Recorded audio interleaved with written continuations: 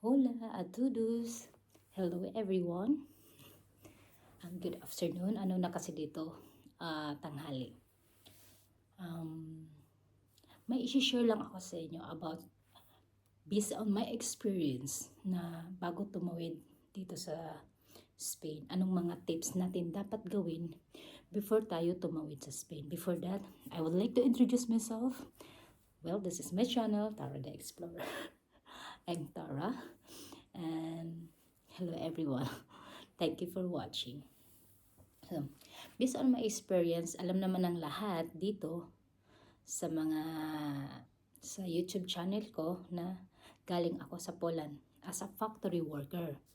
So let me share my experience. This is based on my experience lang po ha.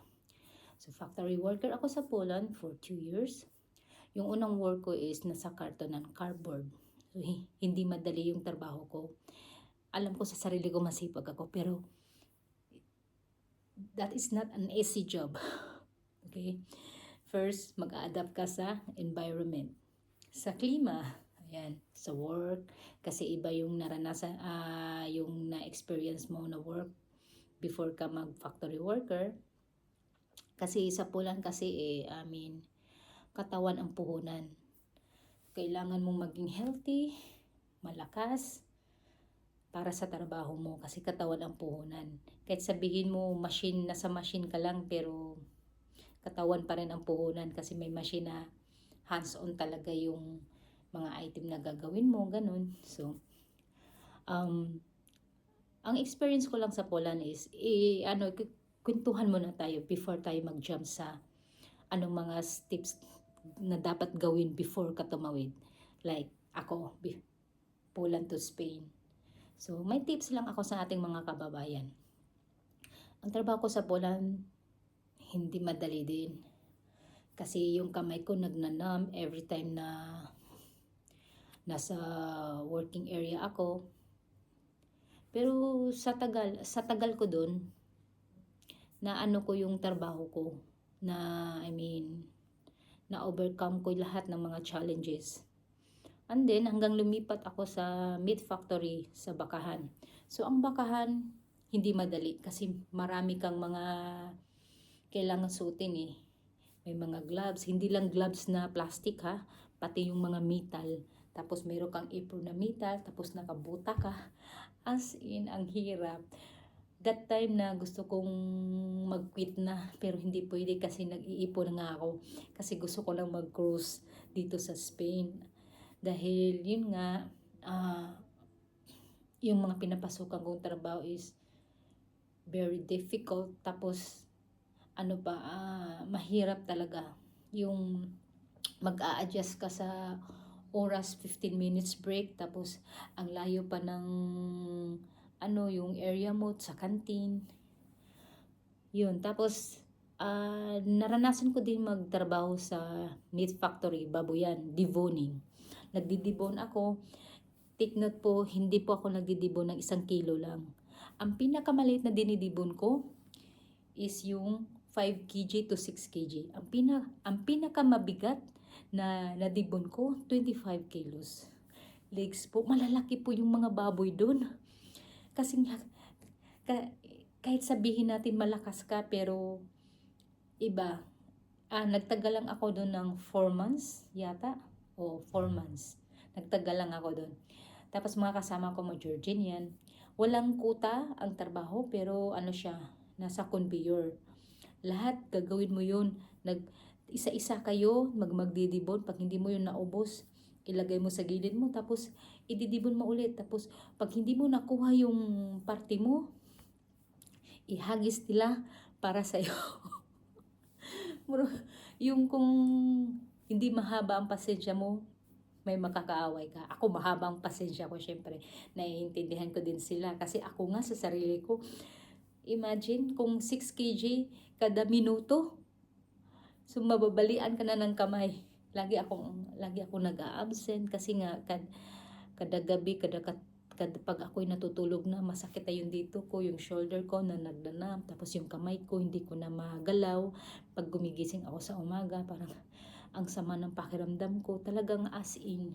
Tiniis ko yon hanggang nakaya ko. So, andito na po tayo sa point na tips, yung tips before ka tumawid sa ibang bansa. So, dapat paghandaan mo. First, yung pera. Kasi, pag lumipat ka sa ibang bansa, dapat alamin mo kung anong pera doon. So, dapat may malaki kang ipon. Pera. So, nag-ipon ako noon. May mga utang din ako sa sa auntie ko before, kasi may iniimbes akong lupa. So, sinabihan ko yung auntie ko, di mo na ako magbabayad, kailangan ko mang-ipon kasi tatawid ako ng Spain. So, ang unang ginawa ko is nag-ipon ako. Magkano ba dapat ang baon natin? So, dapat mo yung mag-ano ka ng kahit 2 months. Sa babae lang po yan ha. Kasi sa part ko, ang babae is madaling makahanap ng trabaho sa Spain. Hindi naman on the spot makakahanap ka. Pero yung meron lang mga weeks or depende po sa... Kasi pag ikaw ay masyadong sinuwerte, makakapagtrabaho ka agad. Yun ang kagandahan. So, first is yung mag-ipon ka ng pera, may pera kang dala. Second, dapat may tirahan ka. Yung ako sa experience ko before ako nag-ano sa Spain, doon ako naghanap sa mga page sa grupo ng mga Pinoy na naghahanap ako ng matutuluyan kasi yun ang pangalawang natin. Kasi hindi ka pwede makapunta doon on the spot na walang tirahan. Dapat meron kang matutuluyan, isang ka matutulog sa labas. So yan, pangalawa. So ang baon ko noon is 1,500 euro. So, bali, magkano na ba yun? Mga 70 or 80, ganun. Depende sa palitan. 70 or 80k. O 80,000 sa Philippine money. So, yun. So, meron na akong nakontak na bahay. So, pangatlo, kukontakin mo yung bahay. May-ari ng bahay na kung mag-i-impadron. Ang impadron po ay isang magre-registered ka po sa bahay nila yun. Parang pag mo doon, magtatanong ka kung may impadron. Kasi yan ang isang basihan pag nagkapapil ka. Yan ang isang mga requirements pag nagkapapil ka. Impadron, yung nakarehistro ka sa bahay nila na doon ka nakatira. Yun po ang impadron. So, pag nandun ka na, dapat may advance deposit ka sa bahay. O advance deposit at advance payment. Yan po ang dapat nating anuhan. Kasi minsan, yung mga landlady na naniningil, dapat may advance deposit, advance payment. Ganun. Yung mga landlady na naniningil, halimbawa, pagdating mo doon, hindi mo pa kasi alam kung externa or interna. Externa, leave out po yon. Ang interna, stay in sa amo. Kung stay in ka sa amo, yung mga landlady naniningil lang ng 130 euro. So, i-convert nyo na po yun 130 euro to 140. Depende po kung kasama na po yan sa bills or not. Ang externa naman po, minsan may mga 175 o 200 euro. Depende na rin yan sa kasunduan nyo kung kasama yan sa bills or not. So, magkano po yun kung i-compute nyo? Malaki po ha. So, kung dito ka sa interna, higit siguro mga 7,000 or 8,000. Pag externa or leave out ka, so higit yata mga 12,000 to 13,000. Depende po yan sa palitan. Yan po. Yun po mga dapat nating gawin before ka pumunta ng Spain. So, una, pera. Pangalawa, bahay. At itanong mo yung kung pwede sila makapag-impadron sa'yo. So, pangatlo, pag nandun ka na sa Spain, yan, pwede ka na maghanap ng trabaho. So, based on my experience, nung pumunta ako dito sa Spain, last 1 year ago, September yun. So, naghanap ako. Yung mga kasama ko sa bahay, hinanapan nila ako ng trabaho.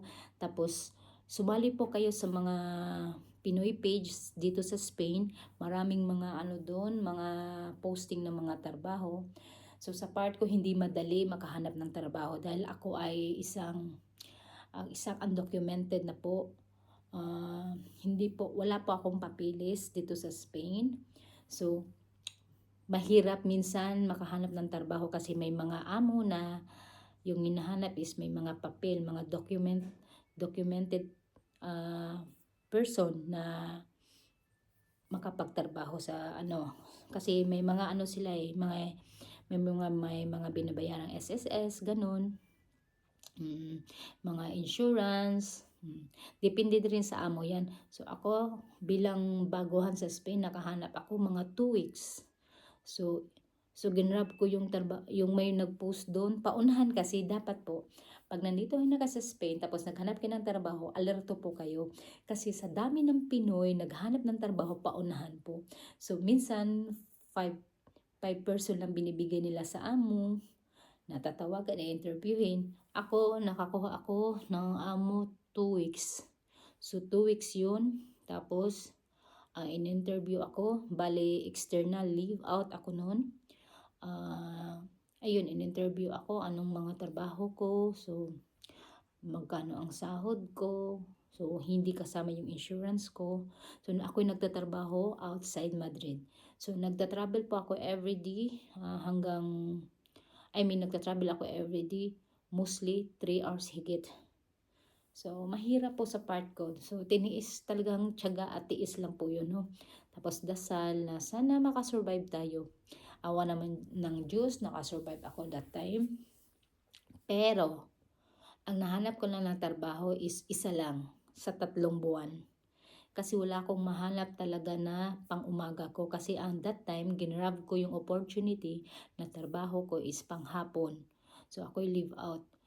So, yung sahod dito is 1,000 or 1,100, hatiin yan. So, magkano na lang yung sahod kung natira. Kasi kalahati lang yung nakukuha kong sahod. Kasi isa lang ang amo ko that time. 3 months yun. Kinakaltasan ko pa sa pagkain ko, sa bahay, tapos sa pamasahe. So magkano na lang ang natira.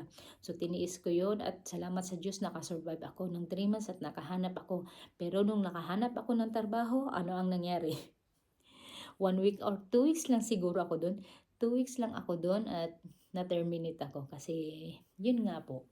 May mga amo na masilan sila sa trabaho, lalo na mga hindi naman lahat siguro, pero may mga amo talagang masilan yung nagpipiano, yung nagaganon kunting bagay, marami na silang mga pasingit-singit sa'yo, yun.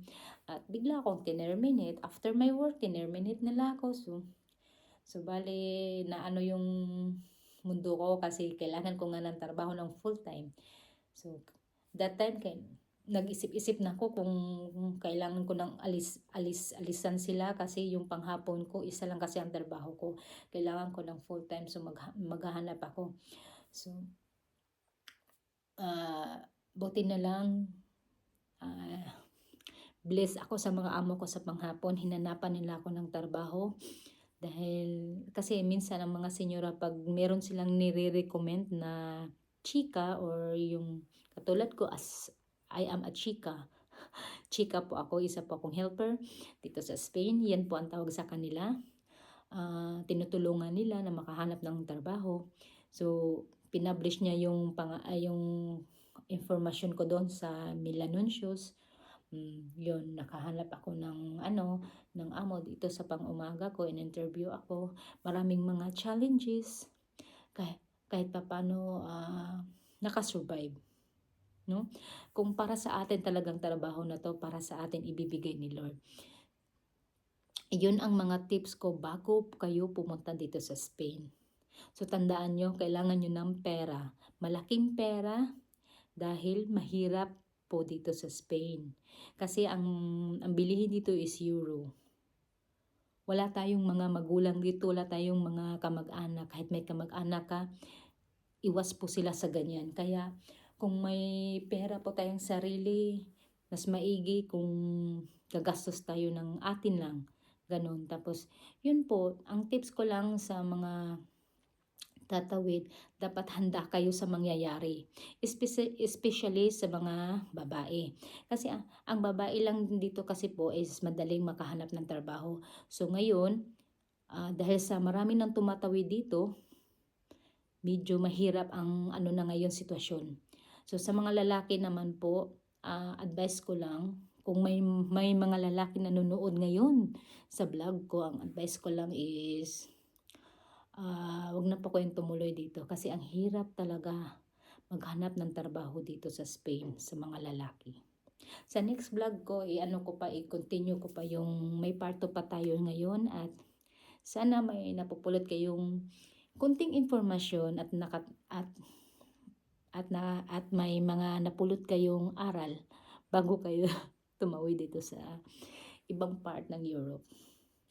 So, bali hanggang dito na lang po at sa next vlog ko, ikukwento ko kung bakit mahirap maghanap ng trabaho ang mga lalaki dito sa Spain. Ano ang mga dapat gawin din. So, maraming salamat. Bye-bye. Adios.